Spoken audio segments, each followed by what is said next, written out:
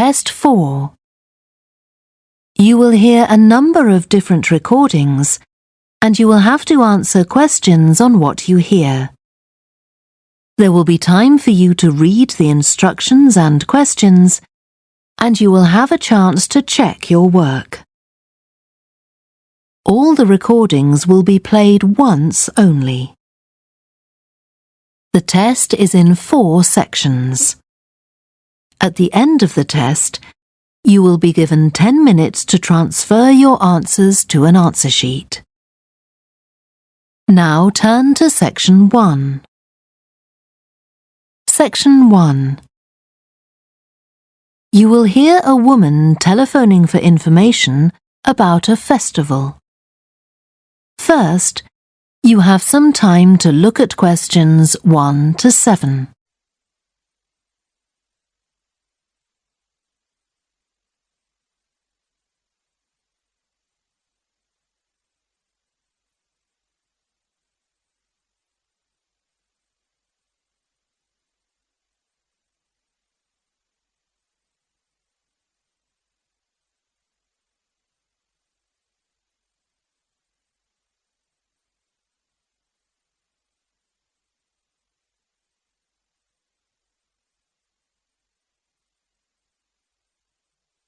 You will see that there is an example that has been done for you. On this occasion only, the conversation relating to this will be played first. Good morning, Stretton Festival box office. How can I help you? Oh, hello. My family and I are on holiday in the area, and we've seen some posters about the festival this week. Could you tell me about some of the events, please? Of course. First of all, are there still tickets available for the jazz band on Saturday? There are, but only £15. The £12 seats have all been sold.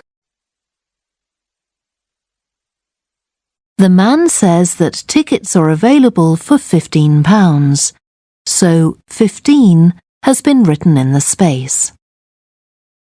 Now we shall begin.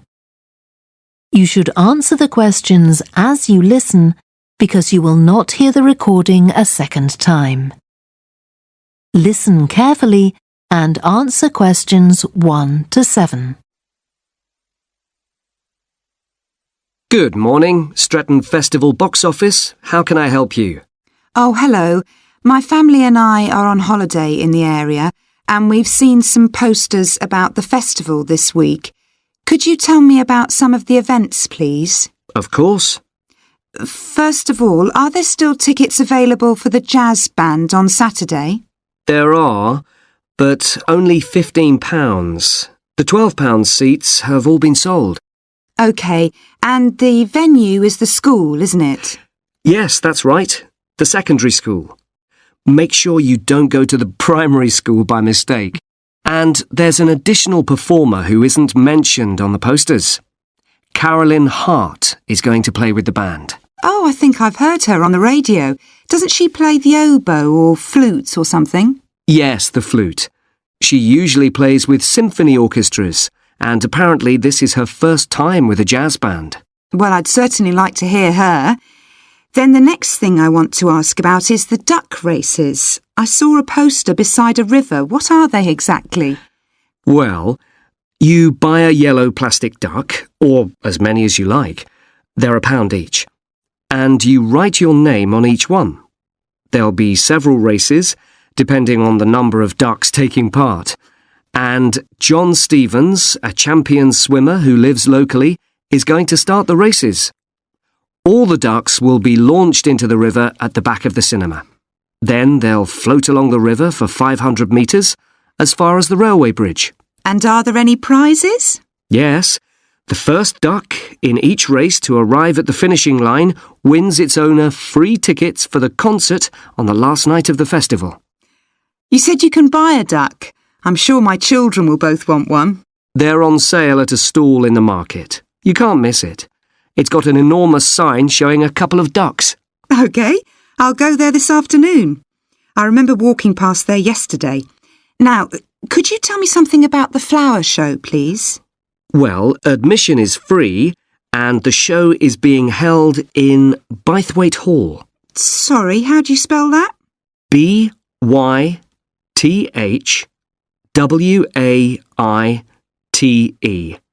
Bythwaite. Is it easy to find? I'm not very familiar with the town yet. Oh, you won't have any problem. It's right in the centre of Stretton. It's the only old building in the town, so it's easy to recognise. I know it. I presume it's open all day. Yes, but if you'd like to see the prizes being awarded for the best flowers, you'll need to be there at 5 o'clock. The prizes are being given by a famous actor, Kevin Shapless. He lives nearby and gets involved in a lot of community events. Gosh, I've seen him on TV. I'll definitely go to the prize giving. Right. Before you hear the rest of the conversation, you have some time to look at questions 8 to 10.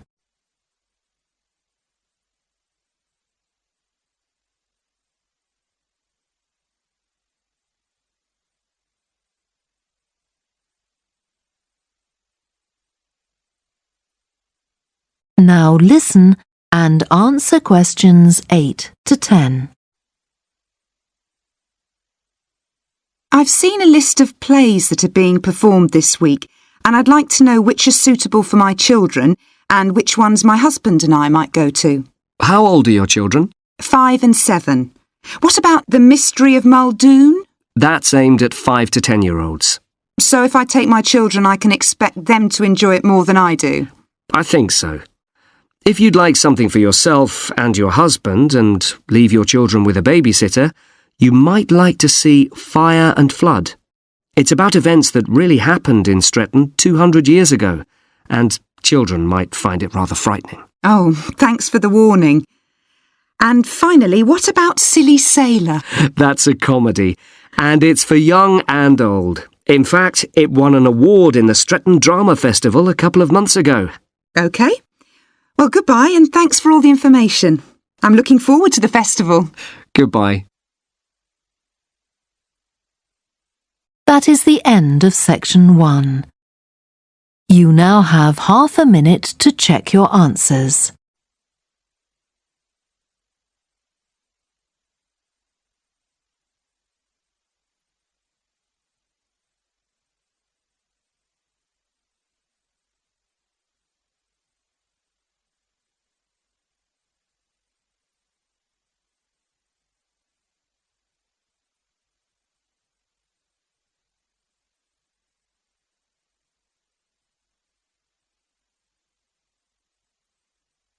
Now turn to section 2.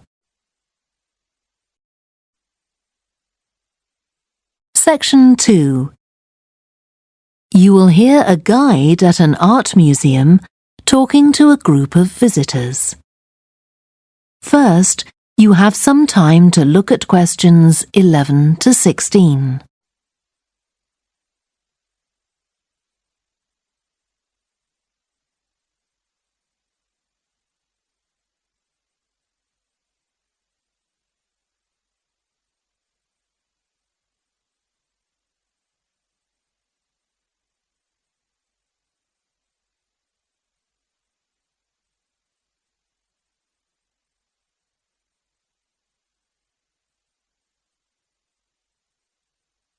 Now listen carefully and answer questions 11 to 16.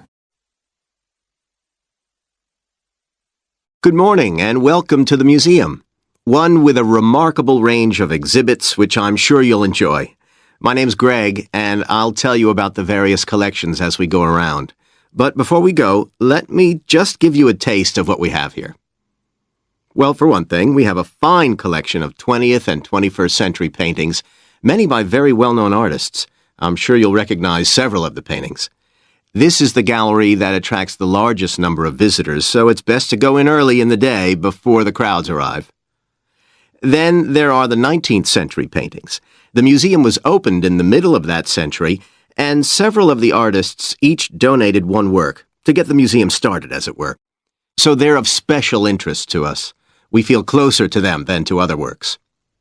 The sculpture gallery has a number of fine exhibits, but I'm afraid it's currently closed for refurbishment. You'll need to come back next year to see it properly, but a number of the sculptures have been moved to other parts of the museum. Around the World is a temporary exhibition. You've probably seen something about it on TV or in the newspapers. It's created a great deal of interest because it presents objects from every continent and many countries, and provides information about their social context, why they were made, who for, and so on. Then there's the collection of coins. This is what you might call a focused specialist collection because all the coins come from this country and were produced between 2,000 and 1,000 years ago. And many of them were discovered by ordinary people digging their gardens and donated to the museum. All our porcelain and glass was left to the museum by its founder when he died in 1878, and in the terms of his will, we're not allowed to add anything to that collection. He believed it was perfect in itself, and we don't see any reason to disagree. Before you hear the rest of the talk, you have some time to look at questions 17 to 20.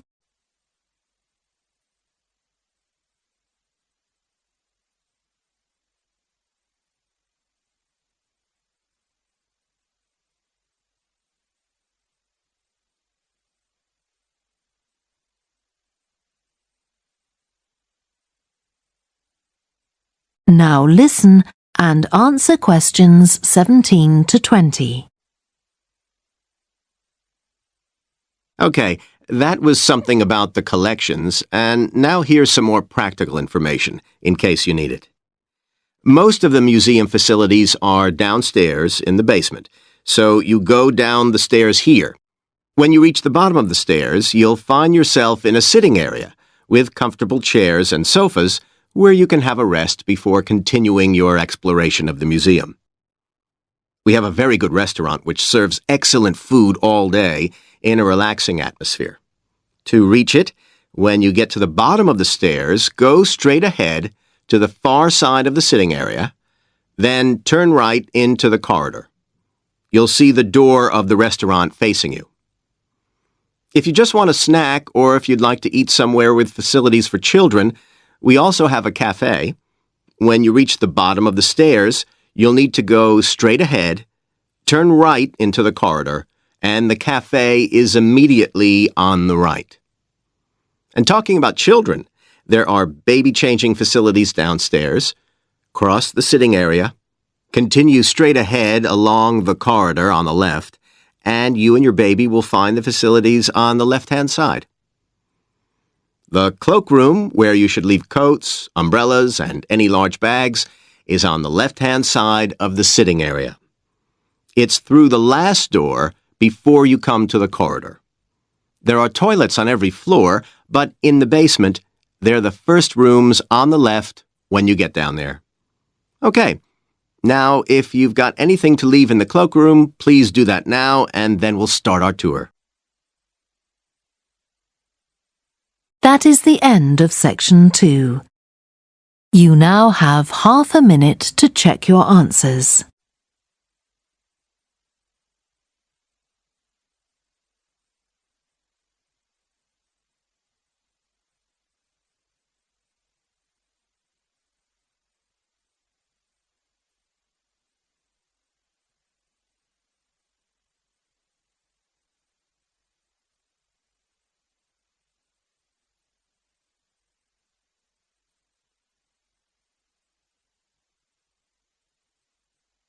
Now turn to section 3.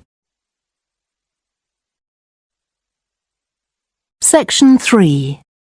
You will hear a student called Joanna talking to her new supervisor about some research she has done on psychology and music. First, you have some time to look at questions 21 to 26.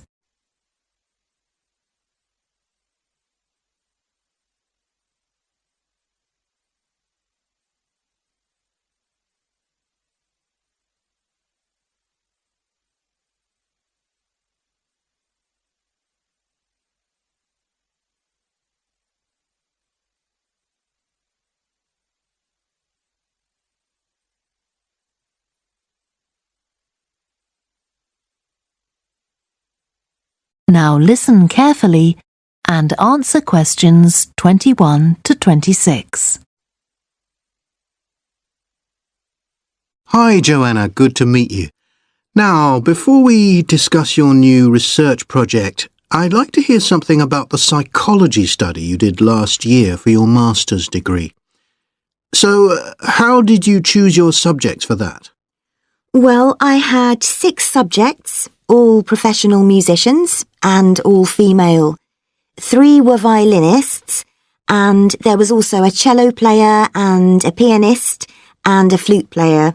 They were all very highly regarded in the music world, and they'd done quite extensive tours in different continents, and quite a few had won prizes and competitions as well. And they were quite young, weren't they? Yes, between 25 and 29. The mean was 27.8. I wasn't specifically looking for artists who'd produced recordings, but this is something that's just taken for granted these days, and they all had. Right. Now, you collected your data through telephone interviews, didn't you? Yes.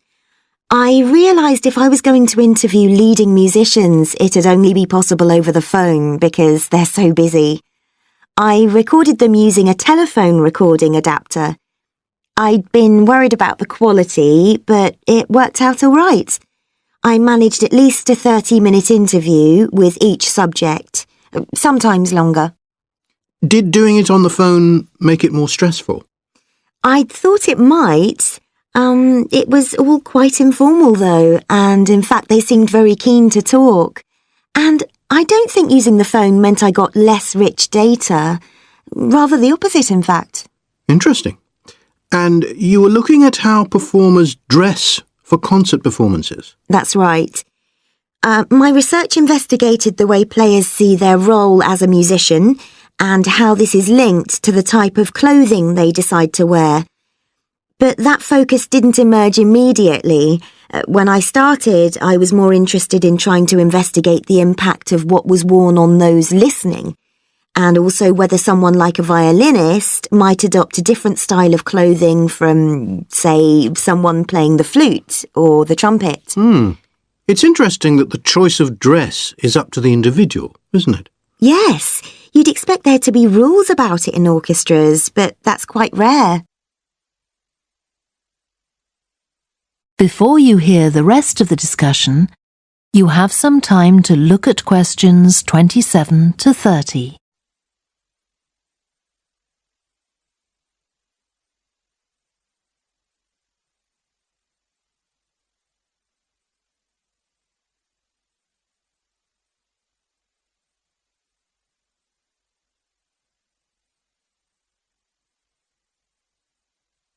Now listen and answer questions 27 to 30.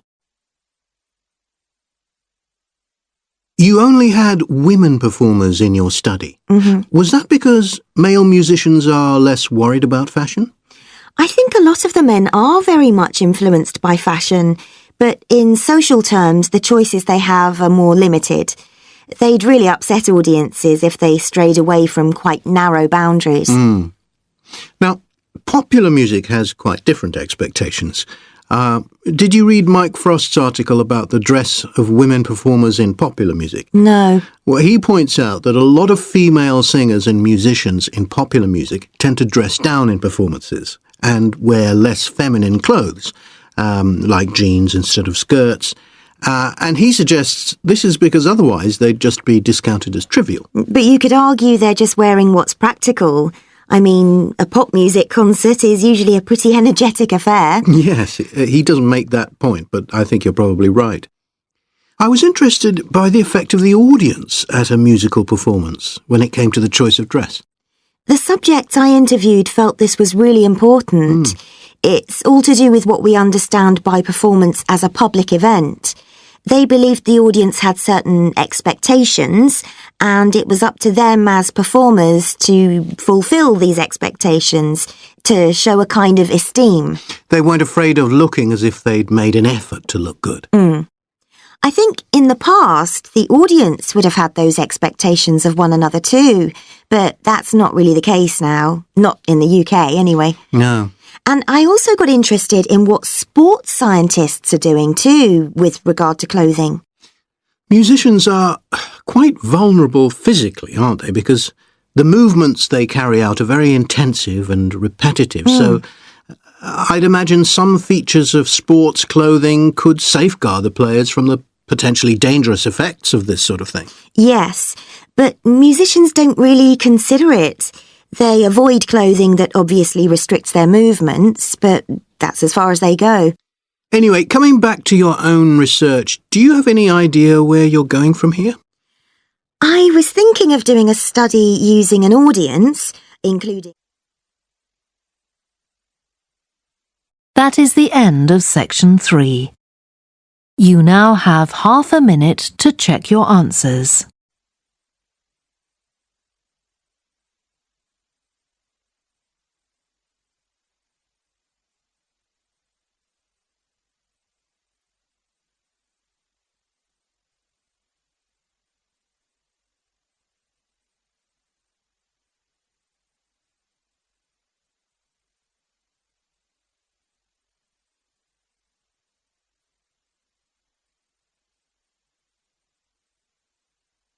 Now turn to section 4. Section 4. You will hear part of a lecture about a way of reducing the amount of carbon dioxide in the atmosphere. First, you have some time to look at questions 31 to 40.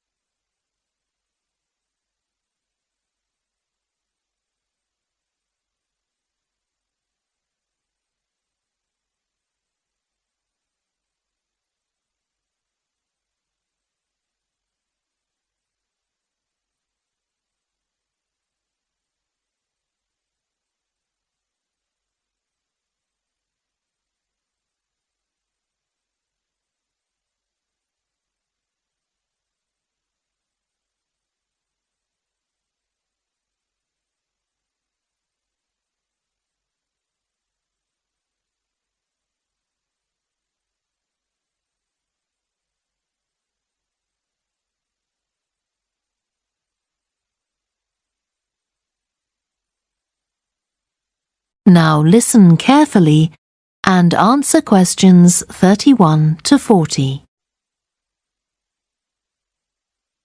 As we saw in the last lecture, a major cause of climate change is the rapid rise in the level of carbon dioxide in the atmosphere over the last century. If we could reduce the amount of CO2, perhaps the rate of climate change could also be slowed down. One potential method involves enhancing the role of the soil that plants grow in with regard to absorbing CO2. Ratan Lal, a soil scientist from Ohio State University in the USA, claims that the world's agricultural soils could potentially absorb 13% of the carbon dioxide in the atmosphere, the equivalent of the amount released in the last 30 years, and research is going on into how this might be achieved. Lal first came to the idea that soil might be valuable in this way, not through an interest in climate change, but rather out of concern for the land itself and the people dependent on it. Carbon-rich soil is dark, crumbly and fertile and retains some water. But erosion can occur if soil is dry, which is a likely effect if it contains inadequate amounts of carbon. Erosion is of course bad for people trying to grow crops or breed animals on that terrain. In the 1970s and 80s, Lal was studying soils in Africa so devoid of organic matter that the ground had become extremely hard, like cement. There he met a pioneer in the study of global warming who suggested that carbon from the soil had moved into the atmosphere. This is now looking increasingly likely. Let me explain. For millions of years, carbon dioxide levels in the atmosphere have been regulated in part, by a natural partnership between plants and microbes, tiny organisms in the soil. Plants absorb CO2 from the air and transform it into sugars and other carbon-based substances. While a proportion of these carbon products remain in the plant, some transfer from the roots to fungi and soil microbes, which store the carbon in the soil. The invention of agriculture some 10,000 years ago disrupted these ancient soil-building processes and led to the loss of carbon from the soil. When humans started draining the natural topsoil and ploughing it up for planting, they exposed the buried carbon to oxygen. This created carbon dioxide and released it into the air. And in some places, grazing by domesticated animals has removed all vegetation, releasing carbon into the air. Tons of carbon have been stripped from the world's soils, where it's needed, and pumped into the atmosphere. So, what can be done? Researchers are now coming up with evidence that even modest changes to farming can significantly help to reduce the amount of carbon in the atmosphere. Some growers have already started using an approach known as regenerative agriculture. This aims to boost the fertility of soil and keep it moist through established practices. These include keeping fields planted all year round and increasing the variety of plants being grown. Strategies like these can significantly increase the amount of carbon stored in the soil, so agricultural researchers are now building a case for their use in combating climate change.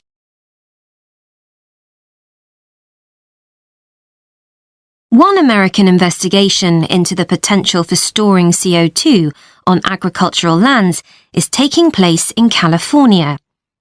Soil scientist Wendy Silver of the University of California, Berkeley, is conducting a first-of-its-kind study on a large cattle farm in the state.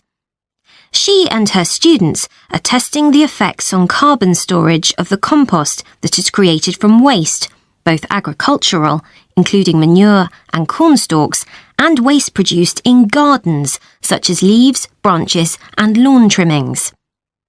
In Australia, soil ecologist Christine Jones is testing another promising soil enrichment strategy. Jones and 12 farmers are working to build up soil carbon by cultivating grasses that stay green all year round. Like composting, the approach has already been proved experimentally.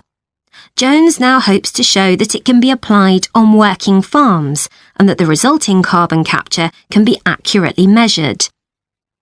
It's hoped in the future that projects such as these will demonstrate the role that farmers and other land managers can play in reducing the harmful effects of greenhouse gases.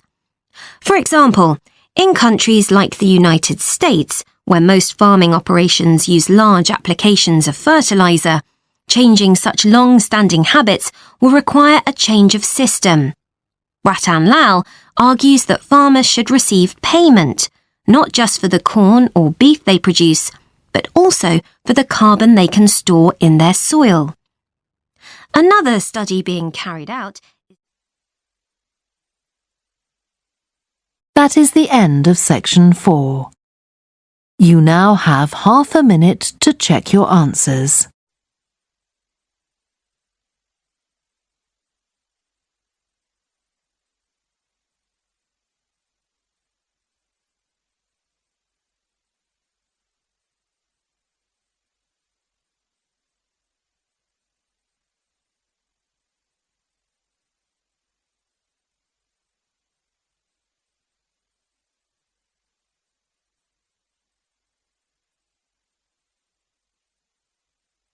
That is the end of the listening test. You now have 10 minutes to transfer your answers to the answer sheet. Please stop writing and wait for your question booklet to be collected.